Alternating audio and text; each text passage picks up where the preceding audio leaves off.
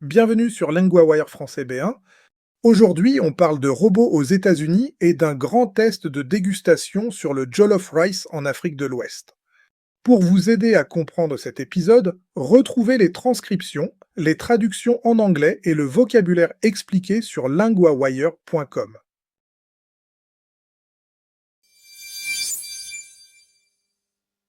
D'abord, un virage important dans le secteur des robots. Nous retrouvons maintenant Julien, correspondant de LinguaWire pour la technologie. Merci Louis. Oui, l'entreprise RoboStore change de stratégie après le durcissement américain contre certains robots fabriqués à l'étranger. Elle ne veut donc plus seulement distribuer des robots venus de Chine. Que fait-elle exactement maintenant? Elle prévoit de produire ses propres robots dans une usine à Long Island, dans l'État de New York. C'est un vrai changement pour cette société. Elle était surtout connue comme grand distributeur nord-américain des robots de Unitree Robotics. Donc on passe de la revente à la fabrication. Et ce n'est pas un petit projet, j'imagine. Non, pas du tout. L'entreprise parle d'un site de 66 000 pieds carrés. Elle dit vouloir ouvrir cette usine pour le premier trimestre de l'année fiscale 2027. Un calendrier assez clair donc, mais qu'est-ce qui a poussé ce virage si vite? Le contexte réglementaire, le gouvernement américain a renforcé ses restrictions sur les robots étrangers. Cela a accéléré les plans de RoboStore. L'entreprise réfléchissait déjà à sa propre production depuis environ 1 an, mais la pression est devenue plus forte. Ce genre de décision montre aussi quelque chose sur le marché, non? Pas seulement sur une seule entreprise. Oui, ça montre que les robots humanoïdes ne sont plus seulement des objets de démonstration. Ils deviennent un vrai produit industriel. Il y a aussi des questions de chaîne d'approvisionnement, de sécurité et de contrôle national. Et RoboStore n'était pas un petit acteur. On parle de quelle échelle? Son fondateur Teddy Haggerty dit que l'entreprise a vendu plus de 1500 robots. Elle a aussi travaillé avec des clients comme Cisco, OpenAI, Nvidia et plus de 150 universités. Ça fait beaucoup d'utilisateurs différents. J'ai aussi vu que des universités comme Harvard et le MIT achetaient ces robots pour la recherche. Oui, et c'est important. Ces robots n'étaient pas seulement achetés pour faire joli. Ils servaient à tester des idées. Ils servaient à développer des systèmes. Et ils servaient à voir comment une machine peut aider dans un vrai travail de recherche. Et la nouvelle société RoboInc sert à quoi exactement? Elle doit superviser la nouvelle activité de fabrication et d'intégration de systèmes. En plus, l'entreprise dit vouloir créer des robots plus adaptés à des usages précis. Elle veut aussi éviter de vendre seulement des humanoïdes présentés comme une solution pour tout. Donc l'idée serait presque de dire moins de promesses vagues, plus d'outils utiles. C'est exactement ça. Haggerty dit même que, pour beaucoup d'entreprises, un bras robotique peut être mieux adapté qu'un humanoïde. C'est une remarque très concrète sur la façon dont les sociétés utilisent vraiment les robots.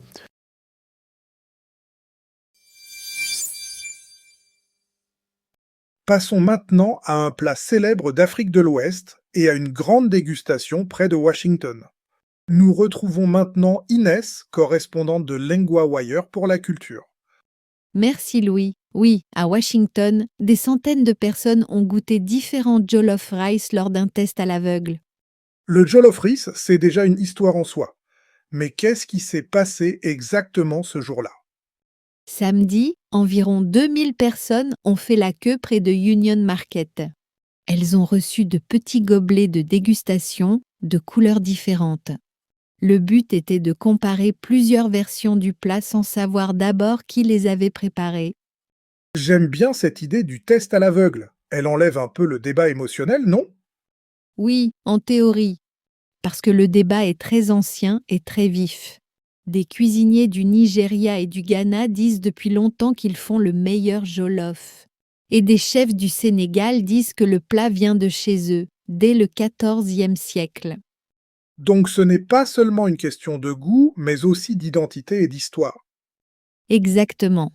Le jollof rice est devenu un plat qui porte la fierté de plusieurs pays. Et pendant le festival, les gens ne goûtaient pas seulement du riz. Il goûtait aussi des souvenirs de famille, de quartier et d'enfance. Qu'est-ce qu'on trouvait dans ces assiettes ou plutôt dans ces petites portions? Du riz riche en goût, avec des ingrédients qui donnent du goût et souvent un peu de force. Les couleurs variaient aussi, du rouge vif au jaune plus lumineux. Il y avait parfois des herbes dessus. On imagine presque les gens en train de deviner le pays juste avec la couleur et l'odeur. Oui, certains essayaient de reconnaître l'origine de chaque version. D'autres profitaient simplement de la diversité. C'est une bonne image d'une diaspora qui partage une même base, mais avec des façons de faire différentes. Et il y avait aussi des réactions très personnelles, si je me souviens bien. Tout à fait. Une participante disait qu'un bon jollof mort à la fin. Une autre, avec des origines ghanéennes, disait aimer un jollof épicé, fumé, avec une bonne viande. Et d'autres comparaient tout à la recette de leur famille. Ce qui est intéressant, c'est que le festival ne semble pas chercher un vainqueur unique à tout prix. Non. Un chef sénégalais disait que le but était surtout de rassembler les gens autour de la cuisine ouest-africaine. Après 6 heures de dégustation, le festival a quand même choisi un gagnant. Un chef ghanéen a remporté la première place pour la 3e année de suite. Et il y avait aussi une place pour les États-Unis cette fois. Oui, pour la première fois depuis le début de la compétition en 2017, un chef américain participait. Il a fini 2e. Il a dit qu'il voulait montrer son respect pour cette culture. Il a aussi dit qu'il voulait prouver qu'il avait bien appris au fil des années.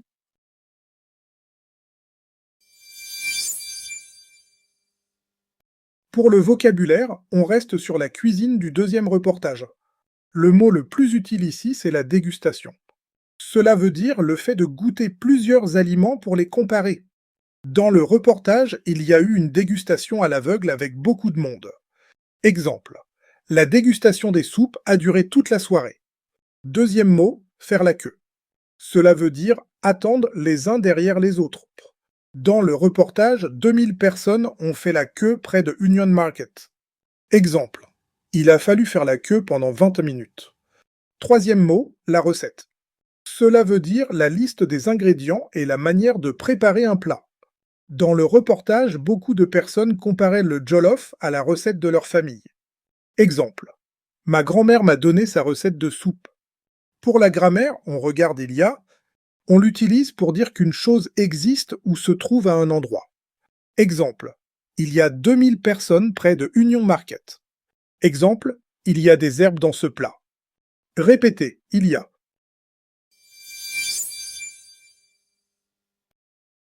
Want more than 2 stories a day?